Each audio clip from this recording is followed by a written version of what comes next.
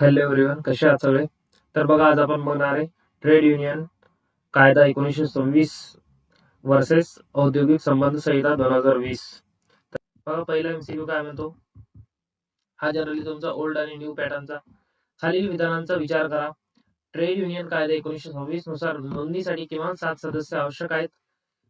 बी काय म्हणतो? औद्योगिक संबंध संहिता 2020 नुसार नोंदणीसाठी 10% कामगार किंवा 100 कामगार जे कमी असेल सदस्य असणे आवश्यक आहे. तर बघा, जनरली जर बघितलं आपण, तर यामध्ये तुम्हाला ऑप्शन ए काय म्हणतो? फक्त ए बरोबर, 2 फक्त बी बरोबर, 3 ए व बी दोन्ही बरोबर आणि 4 ए व बी दोन्ही चुकीचे. तर सर्व जर जनरली जर बघितलं आपण, तर बघा, कलम 6च्या नुसार कलम 6 नुसार औद्योगिक संबंध संहिता 2020 मध्ये तुमचा कलम 6 नुसार जनरली जर बघितलं आपण, तर 7 सदस्यांद्वारे अर्ज करता येतो. 7 सदस्यांद्वारे अर्ज करता येतो. आणि जे समजा समजे जर कामगार आपले 10% किंवा 100 जे कमी असतील ते तुमचे असणे आवश्यक आहे. म्हणजेच काय, तुमचा ऑप्शन नंबर 3 राहील, ए व बी दोन्ही बरोबर. लक्षात ठेवा, हे तुमच्या औद्योगिक संबंध संहिता 2020 मध्ये दिलेले कलम 6. त्यानंतर बघा, प्रश्न क्रमांक 2. त्या अगोदर बघा, काही तुमचे तथ्य आहेत जे की एक्झाम मध्ये विचारले जाऊ शकतात. या आपला औद्योगिक अधिनियम संहिता, जनरली औद्योगिक संबंध संहिता 2020 नुसार. तर पहिला बघा, जनरली जर बघितलं आपण, तर राष्ट्रपतीची मंजुरी कधी मिळाली औद्योगिक संबंध संहिता 2020 ला? 28 सप्टेंबर 2020 मध्ये. आणि राजपत्रात प्रकाशन म्हणजे काय, गॅझेटेड पब्लिश कधी झालं गॅझेट याचं? 29 सप्टेंबर 2020 मध्ये. त्यानंतर जनरली जर बघितलं, तर या आपल्या औद्योगिक संबंध संहिता 2020 मध्ये किती कायदे एकत्र झालेले हे तुमचं टीसीएस नेहमी विचारते. तर 3 कायदे. पहिला कोणता? ट्रेड युनियन कायदा 1926, दुसरा औद्योगिक रोजगार कायदा 1946 आणि तिसरा औद्योगिक विवाद कायदा 1947. त्यानंतर बघा, ट्रेड युनियन नोंदणीसाठी किमान 7 सदस्य आवश्यक आहेत. किती सदस्य आवश्यक आहेत? 7. आता जनरली बघितलं आपण मागच्या क्वेश्चन मध्ये. आणि त्यामध्ये नोंदणीसाठी 10% कामगार किंवा 100% कामगार जे कमी असेल ते सदस्य असणे आवश्यक आहे. निगोशिएटिंग युनियनसाठी 51% समर्थन आवश्यक आहे. बघा, जनरली हे तुमचं 7 सदस्य आणि 10% कामगार हे तुमच्या कलम 6 मध्ये दिलेले आहे. औद्योगिक संबंध संहिता 2020 मध्ये कलम 6 लक्षात ठेवा. त्यानंतर निगोशिएटिंग काउन्सिल म्हणजेच काय, तुमचं वाटाघाटीचा जो संघ आहे यामध्ये सहभागी होण्यासाठी किमान 20% समर्थन आवश्यक राहील. किती? 20%. लक्षात ठेवा. त्यानंतर बघा, प्रश्न क्रमांक 2. एखाद्या औद्योगिक आस्थापनात 1000 कामगार आहेत. एक संघटना 530 कामगारांचे समर्थन असल्याचा दावा करते. त्या संघटनेला कोणता दर्जा मिळेल किंवा कोणता दर्जा मिळेल तर किंवा समर्थन असल्याचा दावा करते तर संघटनेला कोणता दर्जा मिळेल? Work committee 1, 2 negotiating council, 3 sole negotiating unity आणि 4th आहे तुमचं रजिस्ट्रेशन किंवा रजिस्ट्रार युनियन. जनरली बघा, तुम्ही जर बघितलं तर कलम 14 औद्योगिक संबंध संहिता 2020 नुसार कलम 14 उपकलम 3 नुसार जनरली जर बघितलं आपण, तर एक औद्योगिक आस्थापना 100 कामगार आहेत. एक संघटना 530 कामगारांचे समर्थन असल्याचा दावा करते. ती एक संघटना, लक्षात ठेवा, एक संघटना म्हणजेच काय राहील? Sole negotiating union. कोणती राहील? Sole negotiating union. कलम 14 आणि उपकलम 3 नुसार. त्यामध्ये जनरली जर बघितलं आपण, 530 तुमच्या किती पैकी? 1000 कामगारांपैकी म्हणजे किती झाले ते? 53%, 53%. लक्षात ठेवा, किती होते ते? 53%. हा टीसीएस चा खूप ट्रॅप क्वेश्चन आहे. लक्षात ठेवा, ट्रॅप क्वेश्चन. आपण याला रेड का केलेले? कारण जनरली बघा, अशा क्वेश्चन मध्ये आपण कन्फ्युज होतो. कन्फ्युज होण्याचं काम नाही, कारण की एकच संघटना मध्ये तो 503 कामगार 1000 पैकी. सोल म्हणजे काय? एक सिंगल. त्यानंतर बघा, प्रश्न क्रमांक 2, प्रश्न क्रमांक 3. खालीलपैकी कोणते विधान चुकीचे आहे?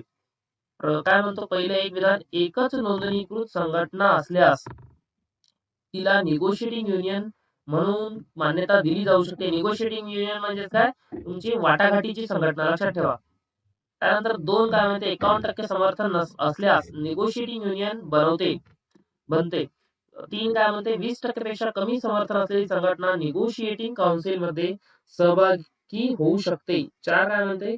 निगोशिएटिंग काउन्सिलची तरतूद IR म्हणजे काय? तुमचे इंडस्ट्रियल रिलेशन कोड 2020 म्हणजे काय? औद्योगिक संबंध संहिता 2020 मध्ये आहे. तर याचं उत्तर जनरली जर बघितलं आपण, तर तुमचे बघा, निगोशिएटिंग काउन्सिल मध्ये 20% पेक्षा कमी समर्थन असलेली संघटना निगोशिएटिंग काउन्सिल मध्ये सहभागी होऊ शकते. म्हणजे काय? पर्याय क्रमांक 3 याचं उत्तर राहील. त्यानंतर बघा, प्रश्न क्रमांक 4. प्रश्न क्रमांक 4 काय म्हणतो आपल्याला? कामगार संघटनेचे सदस्य 10% पेक्षा कमी झाल्यास काय होऊ शकते? एक काय म्हणतो आपल्याला, कोणतीही कारवाई होणार नाही. 2 संघटना आपोआप बरखास्त होईल. 3 नोंदणी प्रमाणपत्र रद्द होऊ शकते. 4 फक्त दंड आकारता येईल. तर जनरली बघा, तुम्ही जर बघितलं तर कलम 5 आणि उपकलम कलम 9 कलम 9 उपकलम 5 कलम 9 कलम 5 नुसार जनरली जर बघितलं आपण, तर सदस्य संख्या 100 किंवा त्यापेक्षा किंवा 10% त्यापेक्षा कमी असल्यास जनरली नोंदणी रद्द केली जाऊ शकते. नोंदणी रद्द केली जाऊ शकते म्हणजेच काय, रद्द होऊ शकते नोंदणी प्रमाणपत्र. तर हे तुमचं प्रश्न उत्तर काय राहील, प्रश्न क्रमांक 4चा 3. त्यानंतर बघा, कामगार आयुक्तालयाचे कायदे आणि याची तुम्हाला जर नोट्स पाहिजे असतील, नोट्स हवे असतील, तर आपला हा व्हॉट्सअप क्रमांक 9067057977 या नंबरवर तुम्ही मेसेज करा. तुम्हाला आपल्या फ्री व्हॉट्सअप ग्रुपमध्ये ऍड केलं जाईल. धन्यवाद. त्यानंतर बघा, जनरली अजून जर बघितलं आपण, प्रश्न क्रमांक 5 काय म्हणतो आपल्याला, खालीलपैकी योग्य जोड्या लावा किंवा योग्य जोड्या ओळखा. रजिस्टर ऑफ ट्रेड युनियन राज्य सरकार नियुक्त करते.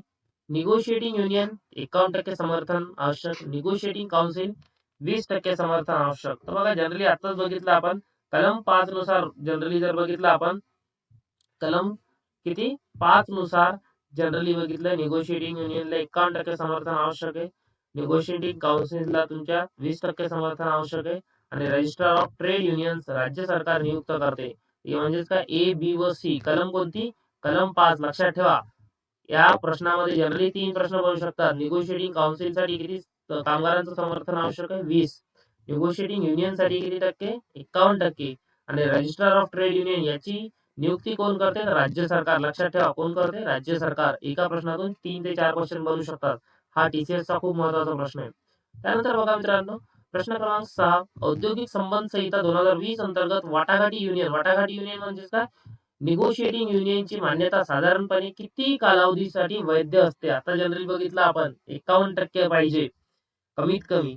तर हे आता याचा कालावधी विचारला आपल्याला. तर बघा, जनरली जर बघितलं आपण, तर कलम 14 आणि त्याची उपकलम जी आहे ती 6, कलम 14 उपकलम 6 नुसार तुमच्या वाटाघाटी युनियनची मान्यता साधारणपणे 3 वर्षासाठी वैध असते. किती वर्षासाठी, 3 वर्षांसाठी. त्यानंतर बघा, प्रश्न क्रमांक 7, खालीलपैकी कोणाला ट्रेड युनियनचा सदस्य होता येते. ऑप्शन क्रमांक 1, फक्त 18 वर्षांवरील व्यक्ती. ऑप्शन 2, 16 वर्षांवरील व्यक्ती. ऑप्शन 3, 14 वर्षांवरील व्यक्ती किंवा धोकादायक उद्योगात कार्यरत असणारा. त्यानंतर ऑप्शन 4, फक्त कायम कर्मचारी. तर जनरली बघा, तुम्ही जनरली जर बघितलं तर जे कलम जनरली आपली 20 काय म्हणते, कलम 20 काय म्हणते, जर 14 वर्षांवरील व्यक्ती पूर्णपणे किंवा जनरली 14 वर्ष पूर्ण केलेली व्यक्ती जर असेल तर किंवा गैर धोकादायक उद्योगात कार्यरत व्यक्ती सदस्य होऊ शकते. म्हणजेच काय, याचं उत्तर काय राहील तुमची, 14 वर्षापर्यंत जे धोकादायक उद्योगात काम केलं तो ट्रेड युनियनचा सदस्य होऊ शकतो. त्यानंतर बघा मित्रांनो, प्रश्न क्रमांक 8, खालीलपैकी ट्रेड युनियनचा पदाधिकारी होण्यासाठी आवश्यक किमान वय किती आहे. ट्रेड युनियनचा पदाधिकारी होण्यासाठी किमान वय किती आहे. तर लक्षात ठेवा, ट्रेड युनियनचा पदाधिकारी होण्यासाठी कलम 21 मध्ये तुमच्या उपकलम 1 नुसार कमीत कमी तुमचं वय 18 वर्ष असणं आवश्यक आहे. म्हणजेच कलम प्रश्न उत्तर काय राहील, प्रश्न क्रमांक 8चं 3. त्यानंतर बघा, खाली विधानांचा विचार करा. ट्रेड युनियनचे नाव विद्यमान नोंदणीकृत संघटनेच्या नावासारखे नसावे. 1. 2 काय म्हणतो, नोंदणी प्रमाणपत्र हे नोंदणीचा अंतिम पुरावा असते.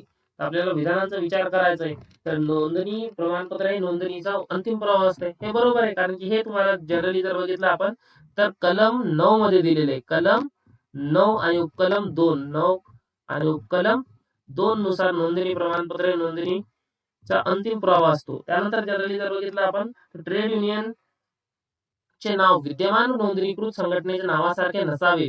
हे तुम्हाला कलम 8 मध्ये दिलेले. कोणत्या कलम मध्ये दिलेले, कलम 8 आणि उपकलम तुमच्या 4 मध्ये दिलेले. कलम 8 उपकलम 4. मित्रांनो, हे कलमा लक्षात ठेवा, नेहमी टीसीएस कलमवर प्रश्न विचारते. म्हणजेच काय दोन्ही बरोबर आहे, ए व बी दोन्ही बरोबर. त्यानंतर बघा नेक्स्ट, बघा तुम्ही जर मॉक टेस्ट या क्वेश्चन सॉल्व्ह केल्यानंतर किंवा तुम्ही हा जो आपला ट्रेड युनियन कायदा 1926 आणि तुमचा जो औद्योगिक संबंध संहिता 2020 हा कायदा रीड केल्यानंतर तुम्हाला जर याच्यावर मॉक टेस्ट हवी असेल तर आपल्या डिस्क्रिप्शन मध्ये 20 मार्क्सची 20 क्वेश्चनची फ्री ऑफ कॉस्ट तुम्हाला मॉक टेस्ट दिलेली आहे, ती सॉल्व्ह करा. त्यानंतर वळूया 10th नंबरच्या क्वेश्चनवर. ट्रेड युनियनच्या नोंदणी विरुद्ध किंवा नोंदणी रद्द करण्याकरिता किंवा करण्याविरुद्ध अपील कुठे करता येते? सपोज जनरली ट्रेड युनियनच्या नोंदणी विरुद्ध आपल्याला अपील कुठं करता येते? तर ऑप्शन क्रमांक ए जिल्हाधिकारी, 2 कामगार आयुक्त, 3 औद्योगिक न्यायाधिकरण म्हणजेच ट्रिब्युनल, 4 उच्च न्यायालय. तर जनरली बघा याचं तुम्ही जर बघितलं तर कलम 10 मध्ये दिलेलं आहे, कलम 10 मध्ये दिलेलं आहे तुम्ही रजिस्ट्रारच्या निर्णयाविरुद्ध ट्रिब्युनल म्हणजेच काय औद्योगिक न्यायाधिकरणकडे तक्रार करू शकता किंवा अपील करू शकता. म्हणजेच औद्योगिक न्यायाधिकरणाचं उत्तर राहील कलम क्रमांक 10, लक्षात ठेवा. त्यानंतर बघा प्रश्न क्रमांक 11, खालील विधानांचा विचार करा. ट्रेड युनियनची नोंदणी राज्य सरकार नियुक्त केलेला रजिस्ट्रार करतो. जॉईंट रजिस्ट्रार हा देखील रजिस्ट्रारची कामे पार पाडू शकतो. तर जनरली फक्त ए, फक्त बी, ए व बी दोन्ही आणि 4 दोन्ही चुकीचे. तर बघा जनरली जर बघितलं आपण तर कलम 5 नुसार आपल्याला काय सांगतो, जो आपला औद्योगिक संबंध संहिताच्या कलम 5 नुसार राज्य सरकार registrar, additional registrar, joint registrar व डेप्युटी रजिस्ट्रार यांची नियुक्ती करू शकते. म्हणजेच तुमचं उत्तर काय राहील? ऑप्शन क्रमांक 3. ऑप्शन क्रमांक 3. कलम कोणती आहे याच्यामध्ये? कलम 5. काय कलम राहील? लक्षात ठेवा, कलम 5. नियुक्तीची कलम कोणती आहे? 5. बघा लक्षात ठेवा, आपण ज्यावेळेस बघितला होता तुमचा माथाडी हमाल, तिथं तुमचा जो निरीक्षक आहे तो त्याची नियुक्ती कलम 15 नुसार होती. त्यानंतर आपण बघितला दुसरा कायदा, त्या दुसऱ्या कायद्यामध्ये जनरली दुसरा कायदा कोणता होता? आपला वेजेस ऍक्ट वाला. त्यामध्ये तुमचा काय होता? जनरली जो निरीक्षक होता त्याची नियुक्ती कलम 12 अंतर्गत होत होती आहे ना, आणि आता इथे तुमच्या रजिस्ट्रारची नियुक्ती कलम 5 अंतर्गत होते.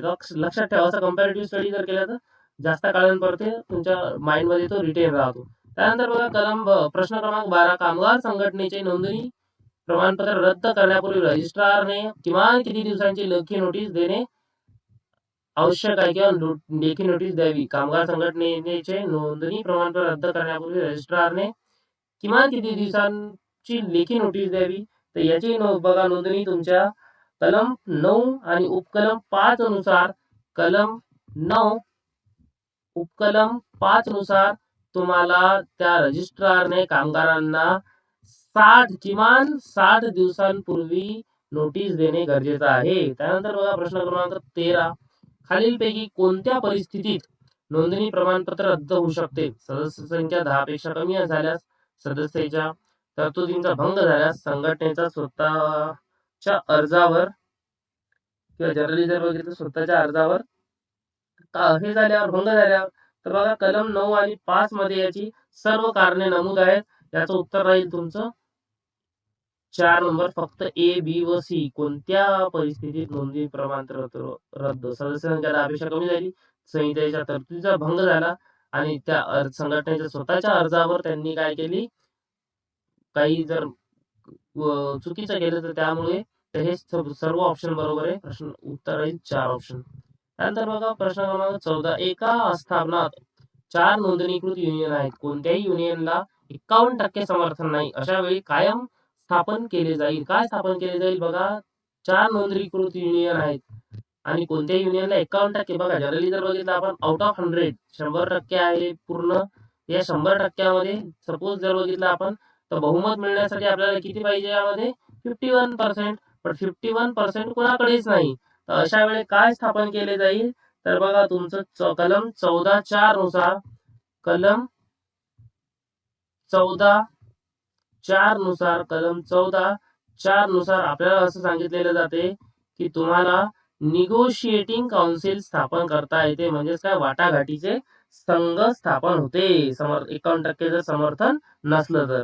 त्यानंतर बघा जसं आपण बघतोय आता आपल्या महाराष्ट्र शासनामध्ये जसे 3 वेगवेगळ्या सत्ता पक्ष आहेत, तर त्यांनी मिळून सत्ता स्थापन केलेली. किंवा आपण जर सेंट्रल मध्ये बघितलं तर वेगवेगळ्या पक्षांनी एकत्र येऊन, जसं बहुमत कुणाकडेच नव्हतं केंद्र सरकारमध्ये, तर त्यावेळेस त्यांनी काय केलं, वेगवेगळे पक्ष एकत्र आले आणि त्यांनी बहुमत केलं आणि मग त्याला आपण काय म्हणतो, वाटाघाटीचा संघ, जसं निगोशिएटिंग काउन्सिल. त्यानंतर बघा प्रश्न क्रमांक 15 काय म्हणतो, खालीलपैकी कोणते विधान बरोबर आहे? निगोशिएटिंग युनियनसाठी 75% समर्थन आवश्यक आहे. 2 काय म्हणतो, रजिस्ट्रारची नियुक्ती, सॉरी, निगोशिएटिंग युनियनसाठी 51% समर्थन आवश्यक आहे. निगोशिएटिंग युनियनसाठी 66% समर्थन आवश्यक आहे. त्यानंतर निगोशिएटिंग युनियनसाठी 50% समर्थन आवश्यक आहे. तर जनरली जर बघितलं आपण, तर तुमच्या जो औद्योगिक संबंध संहिता 2020 चा कायदा आहे, त्यामध्ये असं सांगितलेलं आहे की आपण आता वरच्या याच्यामध्ये पण बघितलं की निगोशिएटिंग युनियनसाठी 51% समर्थन काय पाहिजे, तुम्हाला आवश्यक आहे.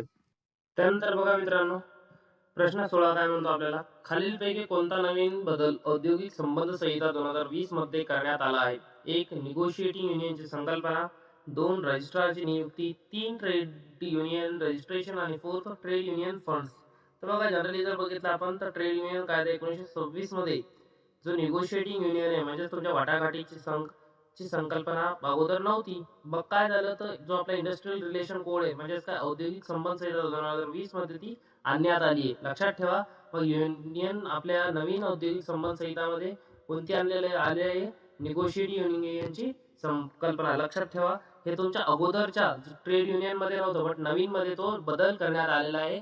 हे निगोशिएट टीसीएस विचारू शकते, कोणती संकल्पना अगोदर नव्हती, ती नवीन ऍड झाली. लक्षात ठेवा, निगोशिएटिंग युनियनची संकल्पना. निगोशिएटिंग युनियनची संकल्पना म्हणजेच काय, तुम्हाला जनरली जर बघितलं आपण, तर वाटाघाटीची संकल्पना म्हणजेच काय, जनरली ज्याला बहुमत नाही मिळालं तर आपण त्यावेळेस निगोशिएटिंग युनियन स्थापन करतो. त्यानंतर बघा प्रश्न क्रमांक 17 काय म्हणतो, कामगार संघटनेच्या कार्यकारिणीमध्ये पदाधिकारी म्हणून निवड होण्यासाठी व्यक्तीचे वय किमान किती असावे? कशासाठी? तुम्हाला कार्यकारिणीमध्ये पदाधिकारी कामगार संघटनेच्या, तर एक काय म्हणतो 14 वर्षे, 2 16, 3 18 आणि 4 21 वर्ष. तर बघा जनरली तुम्हाला हा आपल्या इंडस्ट्रियल रिलेशन कोड म्हणजेच औद्योगिक संबंध संहिता कलम क्रमांक 21 आणि त्याचा उपकलम 1 मध्ये असं दिलेलं आहे की तुम्हाला जर कामगार संघटनेचा पदाधिकारी व्हायचं असेल, तर तुम्हाला ऑप्शन क्रमांक 3 18 वर्ष पूर्ण झालेली असणे आवश्यक आहे. त्यानंतर बघा तुमचा प्रश्न क्रमांक 18 काय म्हणतो, खालील विधानांचा विचार करा. 14 वर्षाचा कामगार ट्रेड युनियनचा सदस्य होऊ शकतो. 14 वर्षांचा कामगार युनियनचा अध्यक्ष होऊ शकतो. तर लक्षात ठेवा, तुमच्या कलम 20 नुसार काय आपला, लक्षात ठेवा, कलम 20 नुसार 14 वर्षाचा सदस्य होऊ शकतो, परंतु कलम 21 नुसार तुम्हाला पदाधिकारी होण्यासाठी 18 वर्षे पूर्ण असणे आवश्यक आहे. सदस्य जर व्हायचं असेल तर कलम 20 नुसार सदस्य होता येते कोणाला? 14 वर्षांच्या मुलाला, कामगाराला. पण जर तुम्हाला पदाधिकारी व्हायचं असेल तर कलम 21 काय म्हणतो, तुम्हाला 18 वर्ष पूर्ण होणे आवश्यक आहे. तर याच्यामध्ये तुमचा कोणता बरोबर आहे? फक्त ए. लक्षात ठेवा. त्यानंतर बघा प्रश्न क्रमांक 19 काय म्हणतो, नोंदणीकृत कामगार संघटना ही कोणत्या स्वरूपात अस्तित्वात असते? 1. Partnership firm. 2. Cooperative society. 3. Body corporate. आणि 4. ट्रस्ट. तर बघा लक्षात ठेवा, कलम 12 नुसार, कोणता कलम? लक्षात ठेवा, कलम 12 नुसार नोंदणीकृत ट्रेड युनियनला बॉडी कॉर्पोरेटचा दर्जा प्राप्त होतो. कोणत्या?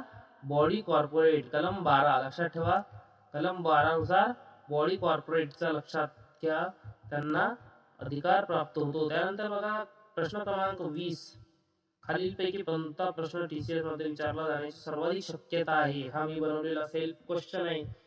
ट्रेड युनियनचे साठी आवश्यक समर्थन, संघटनेचा ध्वजरंग, 3 कार्यालयाचे फर्निचर आणि 4 सभेची वेळ. लक्षात ठेवा, काय विचारू शकते याच्यामध्ये सर्वात जास्त? टीसीएस मध्ये नेहमी टक्केवारी, कालावधी, सदस्य संख्या, नियुक्ती, नवीन तरतूद यावर भर जास्त असतो. लक्षात ठेवा, यामध्ये तुम्हाला 51% कशामध्ये? निगोशिएटिंग युनियन हा विचारला जाऊ शकतो, काय की नाही, आता बघितलं आपण. त्यानंतर बघा प्रश्न क्रमांक 21, खालील विधानांचा विचार करा. 1 काय म्हणतो, नोंदणी ट्रेड युनियनने सदस्य संख्या 10% पेक्षा कमी झाल्यास रजिस्ट्रारला माहिती देणे आवश्यक आहे. बी. रजिस्ट्रारला माहिती न दिल्यास नोंदणी रद्द होऊ शकते. ऑप्शन ए फक्त ए.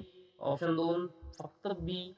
ऑप्शन 3 ए व बी दोन्ही. आणि 4 दोन्ही चुकीचे. तर बघा लक्षात ठेवा, कलम 11(2) नुसार, कलम 11 2 नुसार सदस्य संख्या कमी झाल्यास रजिस्ट्रारला कळवणे आवश्यक आहे आणि कलम 9.5 नुसार कलम 9 उपकलम 5 नुसार रजिस्ट्रारला माहिती न दिल्यास नोंदणी तुमची रद्द होऊ शकते. कलम 9.5 मध्ये हे तरतूद आहे. म्हणजे जर तुमचे ए आणि बी दोन्ही बरोबर आहे. ऑप्शन क्रमांक 3. त्यानंतर बघा मित्रांनो, प्रश्न क्रमांक 22. कामगार संघटनेचा नोंदणी क्रमांक रद्द करण्याचा अधिकार कोणाकडे आहे? कामगार संघटनेचा नोंदणी क्रमांक रद्द करण्याचा अधिकार कोणाकडे आहे? जिल्हाधिकारी, कामगार आयुक्त, रजिस्ट्रार ऑफ ट्रेड युनियन आणि कॉन्सलेशन ऑफिसर. तर बघा लक्षात घ्या, तुम्हाला कलम 9.5 मध्ये तुमच्या नोंदणी किंवा त्याची नोंदणी रद्द करणे याचा दिलेला आहे. तर नोंदणी रद्द करण्याचा अधिकार फक्त रजिस्ट्रारकडे आहे. कोणाकडे आहे? रजिस्ट्रार. तर रजिस्ट्रार म्हणजे ऑप्शन 3, कलम 9 आणि कलम 5 लक्षात ठेवा. त्यानंतर बघा, TCS मास्टर रिव्हिजन टेबल हे तुमच्या महत्वाचा टेबल बनवलेला आहे मी. लक्षात घ्या, नोंदणी अर्ज संख्या, सदस्य संख्या किती पाहिजे नोंदणीसाठी? कामगारामध्ये 7. किमान सदस्य संख्या किती पाहिजे? 10% किंवा 100 कामगार. निगोशिएटिंग युनियन मध्ये 51%, आताच बघितलं आपण. निगोशिएटिंग काउन्सिल मध्ये 20% सदस्य संख्या. सदस्य होण्यासाठी वय 14 वर्षे. पदाधिकारी होण्यासाठी वय 18 वर्षे. त्यानंतर नोंदणी रद्द नोटीस 7 दिवसा अगोदर देणं गरजेचं आहे. मान्यता कालावधी 3 वर्षांपर्यंत आहे. तुम्हाला नाव बदलायचं असेल, नाव बदलासाठी संमती किती लागते? टोटल सदस्य संख्येच्या 2/3 3 सदस्य संख्या असणे आवश्यक, म्हणजे 66.66%. विसर्जन तुमची सूचना 14 दिवस एखादी संघटना विसर्जित करायची असेल तर 14 दिवस अगोदर त्याला नोटीस देणं गरजेचं आहे. आणि दोषी व्यक्तीची अपात्रता तुम्हाला 5 वर्षांपर्यंत करता येईल. त्यानंतर बघा, मेन हे तुम्हाला ट्रॅप पॉईंट आहे, स्क्रीनशॉट घेऊन घ्या, तुमच्या नोटबुक मध्ये काढून ठेवा. हे TCS मध्ये वरचे जे आपण 20 क्वेश्चन जर बघितले तर त्यामध्ये तुम्ही जर हे कायदा हे टेबल जर करून गेले 100% मी सांगू शकतो तुम्हाला त्यावर क्वेश्चन येऊ शकतो. त्यानंतर बघा, प्रश्न क्रमांक 23. खालीलपैकी कोणती व्यक्ती ट्रेड युनियनची पदाधिकारी होण्यास अपात्र ठरू शकते? कोण अपात्र ठरू शकते? 18 वर्षांखालील व्यक्ती. बी, नैतिक अधपतनाच्या गुन्ह्यात दोषी ठरलेली व्यक्ती. ट्रिब्युनलने अपात्र घोषित केलेली व्यक्ती. म्हणजेच काय, तुम्हाला आपण जसं बघितलं आत्ताच की 18 वर्ष पूर्ण पाहिजे, मग त्याच्या खालील व्यक्ती नाही बनू शकत. हे बरोबर आहे, अपात्र ठरू शकते. 2 बी, नैतिक हे पण अपात्र ठरू शकते. 3 सी, ट्रिब्युनल हे पण अपात्र ठरू शकते. म्हणजे त्याचं उत्तर काय राहील तुमचं? प्रश्न ऑप्शन क्रमांक 4 ए, बी व सी. कारण की हे तुम्ही जर बघितलं तर आपला जो IR इंडस्ट्रियल रिलेशन कोड जो 2020चा आहे, म्हणजे औद्योगिक संबंध संहिता, यामध्ये जनरली जर बघितलं तुम्ही तर कलम 21 आणि उपकलम 1 मध्ये हे दिलेलं आहे तुम्हाला की अपात्रतेचे सर्व अपात्रते कोणत्या कोणत्या कारणामुळे तुम्ही अपात्र ठरू शकता, ते तुम्हाला कलम 21 उपकलम 1 नुसार बघणं गरजेचं आहे. त्यानंतर बघा मित्रांनो, प्रश्न क्रमांक 34. प्रश्न क्रमांक 34 काय सांगतो आपल्याला? नैतिक अधपतनाच्या गुन्ह्यात शिक्षा झालेल्या व्यक्तीला सुटका झाल्यानंतर किती वर्षांनी युनियन पदाधिकारी होता येते? 1 2 वर्षे, बी 3 वर्षे, 3 5 वर्षे, 4 7 वर्षे. तर बघा, जनरली जर बघितलं आपण तर तुमच्या कलम 21 उपकलम 1 नुसार तुम्हाला 5 वर्षे पूर्ण झाल्यानंतर ती जी पात्रता आहे ती प्राप्त होते. तर म्हणजे याचं उत्तर काय राहील? प्रश्न क्रमांक 24 ऑप्शन 3. त्यानंतर मित्रांनो, प्रश्न क्रमांक 25 काय म्हणतो आपल्याला? खालीलपैकी कोणते विधान चुकीचे आहे? निगोशिएटिंग युनियनला 51% समर्थन आवश्यक आहे की नाही आवश्यक आहे? आताच बघितलं आपण. त्यानंतर निगोशिएटिंग काउन्सिलला 20% समर्थन आवश्यक आहे. बरोबर आहे. निगोशिएटिंग काउन्सिल युनियनची मान्यता 3 वर्ष वैध असते. निगोशिएटिंग युनियनसाठी 75% समर्थन आवश्यक आहे. तर जनरली जर बघितलं आपण तर योग्य आकडा तुमचा काय असू शकतो? 51%. कारण की निगोशिएटिंग युनियनसाठी 51% पाहिजे. तर इथं तुम्हाला काय, हा चुकीचा आहे. चुकीचं विधान आपल्याला ओळखायचं आहे.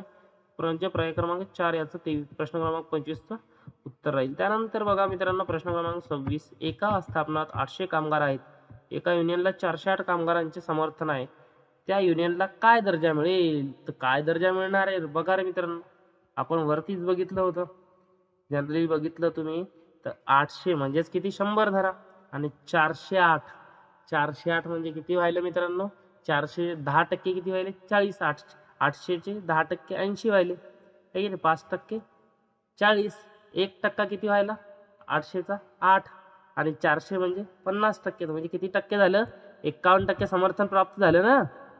51% समर्थन प्राप्त झालं. आणि आपण म्हटलं होतं की निगोशिएटिंग काउन्सिल स्थापन करण्यासाठी किंवा तुमचा सोल निगोशिएटिंग युनियन स्थापन करण्यासाठी किती पाहिजे, एक संघटना अखंड स्थापन करण्यासाठी 51%. म्हणजेच काय राहील, सोल निगोशिएटिंग युनियन इथं स्थापन होईल, लक्षात ठेवा. त्यानंतर बघा प्रश्न क्रमांक 27 बघू आपण. ट्रेड युनियनच्या नोंदणी विरुद्ध अपील कोणाकडे करता येते. ट्रेड युनियनच्या नोंदणी विरुद्ध हे तुम्हाला जनरली जर बघितलं आपण तर कलम 10 मध्ये याची तरतूद आहे. ट्रेड युनियन विरुद्ध तुम्ही जनरली जर बघितलं आपण तर ट्रिब्युनलकडे अपील करू शकतो. कोणाकडे, ट्रिब्युनल. प्रश्न क्रमांक 28 काय म्हणतो बघा मित्रांनो, खालील विधानांचा विचार करा. नोंदणीकृत ट्रेड युनियन ही बॉडी कॉर्पोरेट असते, ती स्वतःच्या नावाने दावा दाखल करू शकते, ती तिच्याकडे मालमत्ता असू शकते. ऑप्शन ए फक्त ए, 2 फक्त बी ए बी, 3 फक्त बी व सी, ती 4 ए बी व सी.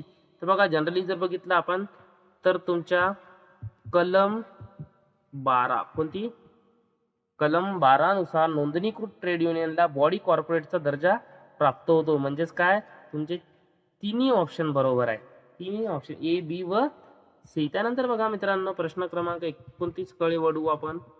औद्योगिक संबंध संहिता म्हणजेच काय, इंडस्ट्रियल रिलेशन 2020 मधील सर्वात महत्वाचा नवीन बदल कोणता, सर्वात महत्वाचा बदल कोणता आहे. ऑप्शन क्रमांक ए रजिस्ट्रारची नियुक्ती, B trade union registration, 3 negotiating union व निगोशिएटिंग काउन्सिल, 4 सदस्य शुल्क. तर बघा आपण हे जर बघितलं आपण TCS वारंवार पेपरमध्ये ओल्ड ऍक्ट वर्सेस न्यू ऍक्टची तुलना करते. ओल्ड ऍक्ट व न्यू ऍक्ट, जुन्यामध्ये काय नव्हतं किंवा काय होतं, नवीनमध्ये काय आहे किंवा काय वगळलेलं आहे. तर बघा जनरली जुन्या ऍक्टमध्ये आपण वरतीच बघितलं की निगोशिएटिंग जो तुमची काउन्सिल आहे किंवा जो युनियन आहे हा नव्हता, पण नवीन याच्यामध्ये तो घेण्यात आलेला आहे. उत्तर याचा राहील पर्याय क्रमांक 3. त्यानंतर बघा प्रश्न क्रमांक 30 काय म्हणतो, खालील जोड्या विचारात घ्या. खालील जोड्या आता आपल्याला विचारात घ्यायच्या आहे. नोंदणीसाठी अर्जदार 7, सदस्यत्वासाठी किमान प्रमाण किती आहे, निगोशिएटिंग युनियन किती आहे. तर जनरली बघा आपण जर बघितलं तर ही 4 आकडेवारी TCS परीक्षेसाठी सर्वाधिक महत्वाची आहे. तर नोंदणीसाठी अर्जदार कमीत कमी किती पाहिजे, 7. सदस्यत्वासाठी किमान 10% किंवा 100 जितके कमी असतील दोघांपैकी ते. निगोशिएटिंग युनियनला 51 आणि काउन्सिलला 20. चारही बरोबर आहे, जोड्या हे बरोबर आहेत आपल्या ABCD. त्यानंतर बघा प्रश्न क्रमांक 31 काय म्हणतो मित्रांनो, खालील विधानांचा विचार करा. एका आस्थापनात फक्त एकच नोंदणीकृत कामगार संघटना असल्यास तिला सोल निगोशिएटिंग युनियन म्हणून मान्यता दिली जाऊ शकते. कोणाला, एकच जर असेल स्थापना तर तिला 2 काय म्हणतो बी. अशा परिस्थितीत 51% सदस्यत्व सिद्ध करणे आवश्यक नाही. तर जनरली जर बघितलं आपण तर तुम्हाला सोल निगोशिएटिंग युनियन म्हणजेच काय, एकच वाटाघाटी जो संघ आहे हे तुम्हाला कलम 14 आणि उपकलम 2 नुसार नोंदणीकृत, कलम 14 आणि उपकलम 2 नुसार नोंदणीकृत असल्यास तिला सोल निगोशिएटिंग युनियन म्हणून मान्यता आपण दिली जाऊ शकते. म्हणजेच काय, याचं उत्तर तुमचं राहील ए व बी दोन्ही. प्रश्न 31 3 पर्याय. प्रश्न क्रमांक 32, नेगोशिएटिंग काउन्सिलमध्ये प्रतिनिधित्व मिळवण्यासाठी किमान किती टक्के कामगारांचे समर्थन आवश्यक आहे. निगोशिएटिंग काउन्सिलमध्ये प्रतिनिधित्व मिळण्यासाठी किती टक्के कामगारांचे समर्थन पाहिजे आपल्याला, आत्ताच बघितलं आपण 20%. किती, 20% आवश्यक आहे. का बरं, कारण की याची तरतूद आपल्याला कलम 14 आणि उपकलम 4, कलम 14 उपकलम 4 मध्ये याची आवश्यक आहे. निगोशिएटिंग काउन्सिल 20% आणि निगोशिएट युनियन 51%, लक्षात ठेवा. त्यानंतर बघा प्रश्न क्रमांक 33, खालीलपैकी कोणती व्यक्ती ट्रेड युनियनच्या कार्यकारिणीचे सदस्य होऊ शकत नाही. ट्रेड युनियनच्या कार्यकारिणीचे सदस्य कोण होऊ शकत नाही. ए 25 वर्षाचा कर्मचारी, 2 30 वर्षाचा कर्मचारी, 3 17 वर्षाचा कर्मचारी आणि 5 45 वर्षाचा कर्मचारी. कारण जनरली जर बघितलं आपण तर कलम 21 मध्ये तुम्हाला पदाधिकारी होण्यासाठी तुमचं वय कमीत कमी किती दिलेलं आहे, 18 असणे आवश्यक आहे. म्हणजेच काय, तुम्ही 17 वर्षांचा कर्मचारी नाही चालणार. पर्याय क्रमांक 3 उत्तर राहील. त्यानंतर बघा, खालील विधानांचा विचार करा. नोंदणीकृत युनियनचे खाते पुस्तक सदस्य तपासू शकतात. सदस्यांची यादी तपासण्याचा अधिकार सदस्यांना असतो. फक्त ए, फक्त बी, ए व बी दोन्ही चुकीचे आहेत. 34चं उत्तर जनरली जर बघितलं आपण तर तुम्हाला कलम 19 मध्ये याची तरतूद आढळते. कलम 19 नुसार जनरली जर बघितलं आपण तर खाते पुस्तक व सदस्य यादी तपासण्याचा अधिकार आहे. खाते पुस्तक व तपासण्याचा अधिकार आहे, म्हणजेच 3 ए व बी दोन्ही याचं उत्तर राहील कलम क्रमांक 19. बघा मित्रांनो, प्रश्न क्रमांक 35, 14 वर्षांचा कामगार कोणता अधिकार वापरू शकतो? तर जनरली जर बघितलं आपण युनियन अध्यक्ष होऊ शकतो, युनियन सचिव होऊ शकतो, युनियन सदस्य होऊ शकतो किंवा रजिस्ट्रार होऊ शकतो. याची तुम्हाला कलम 20 मध्ये तरतूद आढळते. 14 वर्षांवरील कामगार सदस्य होऊ शकतो. 14 वर्षावरील कामगार सदस्य होऊ शकतो. म्हणजेच काय, याचं उत्तर किती राहील तुमच्या प्रश्न क्रमांक 35चा ऑप्शन 3. त्यानंतर बघा, कामगार संघटनेच्या नावात बदल करण्यासाठी किती सदस्यांची संमती आवश्यक आहे? कामगार संघटनेच्या नावात जर बदल करायचा असेल तर किती सदस्यांची आपल्याला संमती आवश्यक आहे?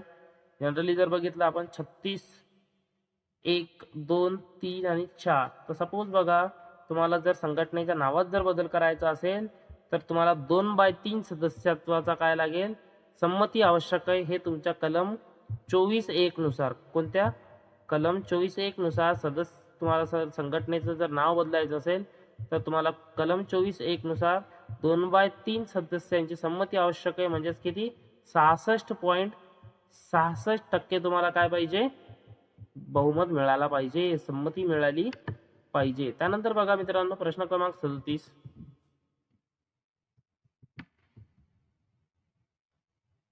प्रश्न क्रमांक 37 काय म्हणतो, खालीलपैकी कोणते विधान बरोबर आहे? 1, 2 किंवा अधिक नोंदणीकृत युनियनचे विलिनीकरण, म्हणजेच काय अमलगॅमेशन होऊ शकत नाही. 2 किंवा अधिक नोंदणीकृत युनियनचे विलिनीकरण होऊ शकते. 3, विलिनीकरणासाठी न्यायालयाची परवानगी आवश्यक असते. 4, विलिनीकरण फक्त केंद्र सरकार करू शकते. तर बघा, जनरली जर बघितलं आपण तर फक्त 2 किंवा अधिक नोंदणीकृत युनियनचे विलिनीकरण होऊ शकते. कारण की जनरली जर बघितलं आपण तर हे जो विलिनीकरणाचा जो आपल्याला कायदा दिलेला आहे हे तुम्हाला कलम 24 मध्ये दिलेले आहे. म्हणजेच काय, 2 किंवा अधिक, म्हणजे पर्याय क्रमांक 2 उत्तर राहील. त्यानंतर बघा, प्रश्न क्रमांक 38. खालीलपैकी कोणता कायदा औद्योगिक संबंध संहिता 2020 मध्ये विलीन झालेला नाही? 1926 विलीन झाला, 47 विलीन झाला, इंडस्ट्रियल एम्प्लॉयमेंट स्टँडिंग ऑर्डर 46 पण विलीन झालेला आहे. कोणता नाही झाला? फॅक्टरीज ऍक्ट 1948 नाही झालेला आहे, म्हणजे पर्याय क्रमांक 3. त्यानंतर बघा, प्रश्न क्रमांक 39. खालील विधानांचा विचार करा. वर्क्स कमिटी स्थापन करण्यासाठी 100 किंवा अधिक कामगार असणे आवश्यक आहे. ग्रीव्हियन्स रिड्रेसल कमिटीसाठी 20 किंवा अधिक कामगार आवश्यक आहे. तर पर्याय ए काय म्हणतो, फक्त ए. 2 काय म्हणतो तुम्हाला, जनरली जर बघितलं आपण तर फक्त बी. सी काय म्हणतो, ए व बी दोन्ही, आणि डी काय म्हणतो, दोन्ही नाही. तर जनरली जर बघितलं आपण तर तुम्हाला विधानांचा विचार केल्यानंतर असं समजते आपल्याला की कलम 24 नुसार तुम्हाला जनरली जर बघितलं आपण तर कलम 25 नुसार 14 दिवस,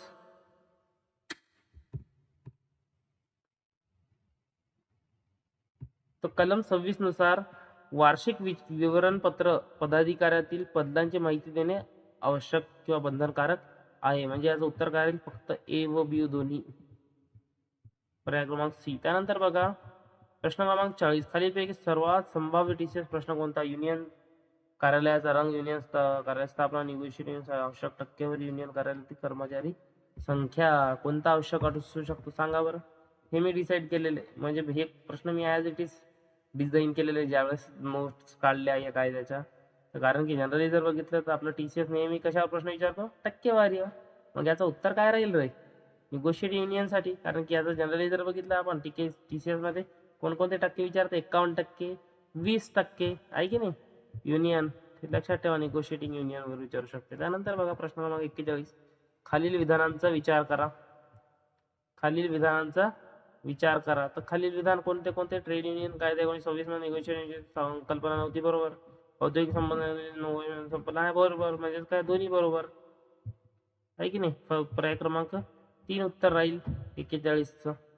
त्यानंतर जनरली बघा, खालीलपैकी योग्य जोडी कोणती?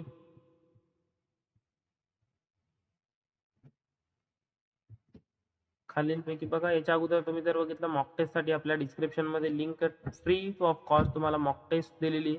ती ऑनलाईन तुम्ही सॉल्व करा आणि किती मार्क्स पडले कमेंट सेक्शनमध्ये प्लीज सांगा.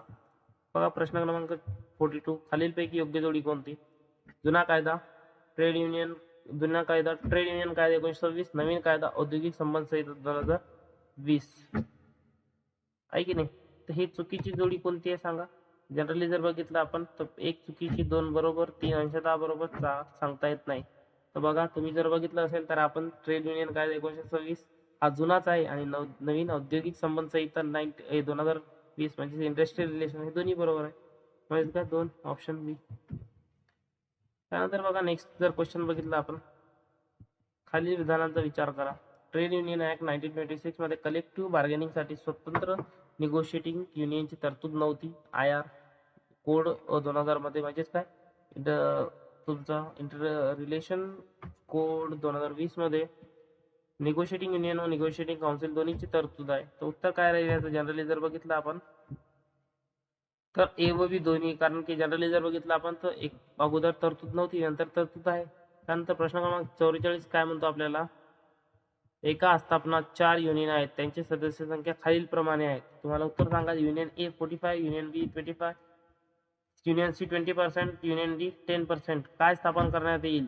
जनरली लक्षात घ्या काय स्थापन करण्यात येते, कारण की जर आपण बघितलं कोणत्याही युनियनला 51% समर्थन नाहीये, म्हणजेच काय स्थापन होईल तुमचं सोल निगोशिएटिंग सिस्टम, किंवा जनरली जर बघितलं तर निगोशिएटिंग काउन्सिल फॉर्म होते. काय होते? निगोशिएटिंग काउन्सिल, कारण की 51% कोणालाच नाही. त्यानंतर बघा प्रश्न क्रमांक 45, खालीलपैकी कोणता आकडा निगोशिएटिंग युनियनशी संबंधित आहे? निगोशिएटिंग युनियनशी संबंधित आहे. तर आपण जर जनरली बघितलं निगोशिएटिंग युनियन मध्ये 51% समर्थन पाहिजे आणि काउन्सिल मध्ये 20% आवश्यक आहे. लक्षात ठेवा काउन्सिल आणि युनियनचा फरक. 51 युनियन मध्ये आणि काउन्सिल मध्ये 20%. त्यानंतर बघा प्रश्न क्रमांक 46, काय म्हणतो आपल्याला, खालील विधानाचा 14 वर्षाचा कामगार युनियनचा सदस्य होऊ शकतो. बरोबर. 14 वर्षाचा युनियनचा अध्यक्ष होऊ शकतो. हे चुकीचं आहे, बी चुकीचं आहे. फक्त ए बरोबर आहे. काय आहे? फक्त ए बरोबर. आपण बघितलं सदस्य होण्यासाठी 14 वर्ष लागतात, पण अध्यक्ष होण्यासाठी किंवा पदाधिकारी होण्यासाठी 18 वर्ष पूर्ण पाहिजे. खालीलपैकी प्रश्न टीसीएस मध्ये विचारण्यास सर्वाधिक शक्यता कोणती आहे? निगोशिएशनसाठी आवश्यक टक्केवारी, युनियन कार्यालयाचा रंग, युनियनच्या सभेची, युनियनचा लोगो. तर बघा मित्रांनो प्रश्न क्रमांक 47 काय म्हणतो आपल्याला, निगोशिएटिंग युनियनसाठी तुमचा टक्केवारी किती आहे हे आवश्यक आहे. 1/47. त्यानंतर बघा प्रश्न क्रमांक 48, खालील विधानांचा विचार करा. रजिस्ट्रार नोंदणी प्रमाणपत्र रद्द करू शकतो, त्या निर्णयावर ट्रिब्युनलकडे अपील करता येते. बरोबर आहे. फक्त ए आणि फक्त बी म्हणजे दोन्ही तुमचे काय आहेत? बरोबर आहेत. उत्तर काय राहील तुमचं? 3. त्यानंतर बघा प्रश्न क्रमांक 49, खालीलपैकी कोणती जोडी चुकीची आहे? निगोशिएटिंग युनियन 51 बरोबर आहे. निगोशिएटिंग युनियन काउन्सिल 20% बरोबर आहे. सदस्य होण्यासाठी वय 18 वर्ष नाही रे भावा. 18 वर्षाच्या जागी 14 वर्ष पाहिजे होतं. पण पदाधिकारी होण्यासाठी 18 वर्ष बरोबर आहे. हे बरोबर आहे तुमचं. तो वरचा चुकला ना, मग काय राहील उत्तर तुमचं? सदस्य होण्यासाठी 18. हे 3 उत्तर राहील, कारण की हा चुकीचा आहे. 14 वर्ष पाहिजे तिथं. त्यानंतर बघा टीसीएसचं ग्रँड रिव्हिजन क्वेश्चन तुम्हाला सगळं कायद्याचा जो सार आहे त्या प्रश्नामध्ये दिलेला आहे. खालील विधानांचा विचार करा. नोंदणी अर्जासाठी किमान 7 सदस्य आवश्यक. बरोबर. नोंदणीसाठी किमान 10% किंवा 100 जे कमी असेल ते बरोबर. युनियनसाठी बघा 51% समाज बरोबर. काउन्सिलसाठी 20% बरोबर. म्हणजे काय उत्तर काय राहील? ऑप्शन 4 A, B, C व D. बघा मित्रांनो टीसीएसची आकडेवारी किंवा नियुक्त्या किंवा पेनल्टी म्हणजे दंड याच्यावर प्रश्न विचारू शकतो. अजून जर तुम्हाला जर काही पाहिजे असेल तर आपल्या या व्हॉट्सअप नंबरवर तुम्ही मेसेज करू शकता. मी तुम्हाला त्या ग्रुपमध्ये ॲड करून देतो. त्यावर आपण डेली क्विज ॲड करत असतो आणि सर्व कायद्याचे नोट्स तुम्हाला मराठीमध्ये किंवा इंग्लिशमध्ये जर पाहिजे असेल तर आपल्याला या नंबरवरती तुम्ही मेसेज करा 9067057977. Thank you so much.